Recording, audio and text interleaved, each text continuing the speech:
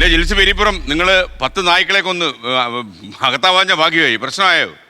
കേസെടുത്തായിരുന്നു. കേസെടുത്തു. എന്നിട്ട് എന്തായി? അത് കഴിഞ്ഞ് 2-3 പ്രാവശ്യം വിളിച്ച് കോടതി. ഇത് എന്തായിരുന്നു സംഭവിച്ചിരിക്കും? നിങ്ങളെ അങ്ങനെ പ്രകോപിപ്പിച്ച കാര്യം എന്താ? എൻ്റെ വാർഡ് കളമ്പൂർ 20-ാം ഡിവിഷൻ ഇട്ടിയാർമലയായിരുന്നു. അവിടെ ജനത്തിന് ഈ തെരുവുനാട് കടിയേറ്റ് ദുസ്സഹനമായി. അവരൊരു 2-3 തെരുവുനായുമായിട്ട് മുനിസിപ്പാലിറ്റിയിൽ ഞങ്ങൾ കൗൺസിൽ നടന്നപ്പോൾ ഇവർ കയറി വന്നു. അങ്ങനെ ഒരു വിഷയമായി വന്നു കഴിഞ്ഞപ്പോൾ നമുക്കിത് പ്രതികരിക്കാതിരിക്കാൻ പറ്റുമല്ലോ. അപ്പോൾ രണ്ടും കൽപ്പിച്ച് നമ്മൾ ബഹുമാനയുടെ മാവലി സാറിൻ്റെ ഒക്കെ സപ്പോർട്ടൊക്കെ ഉണ്ടായിരുന്നു. കൽപ്പിച്ച് നമ്മളൊരു 10 പട്ടീനെ കൊന്നു. കഴിഞ്ഞപ്പോൾ അവർ കേസെടുത്തു. അതുകൂടെ അന്നത്തെ DGP ലോക്നാഥ് ബെഹ്റ പുറ സ്റ്റേഷനിലേക്ക് വിളിച്ചിരുന്നു. അതിൻ്റെ ഗൗരവം ഒന്ന് ആലോചിച്ചു സാറേ. അത് കഴിഞ്ഞിട്ട് സുപ്രീം കോടതി ജസ്റ്റിസ് അന്നത്തെ കളക്ടർ വിളിച്ചിട്ട് പറഞ്ഞു, ആ പയ്യനെ വീണ്ടും അറസ്റ്റ് ചെയ്യണം, നോക്കണം, ഇങ്ങനെ വിട്ടാ കൊള്ളൂല. മേനകാന്തി അന്നത്തെ കാലത്ത് ദി വീക്കില് എന്നെ മെൻഷൻ ചെയ്തു. ഇങ്ങനെ ഇത് പരാമർശിച്ചു. ദേശീയ പ്രശസ്തനായി. അതെ, എന്നെ വിളിക്കുന്നത് കില്ലറാണ്.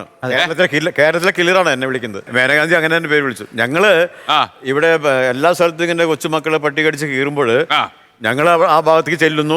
അവിടെ ജനങ്ങൾ സഹകരിക്കുന്നു. ജനങ്ങളുടെ സപ്പോർട്ട് കൂടി തെരുവുനായ്ക്കൾ അവിടെ നിന്ന് മാറ്റുന്നു. ചില തെരുവുനായ്ക്കൾ മാറ്റുമ്പോൾ ചത്തുപോകുന്നുണ്ട്. അങ്ങനെ ചില സംഭവങ്ങളൊക്കെ ഉണ്ടായി. അപ്പൊ എന്റെ പേരിൽ ഇപ്പൊ 20ഓളം കേസുണ്ട്. ഇപ്പൊ കുറെ തീർന്നു, ഇനി 2 ഉള്ളൂ.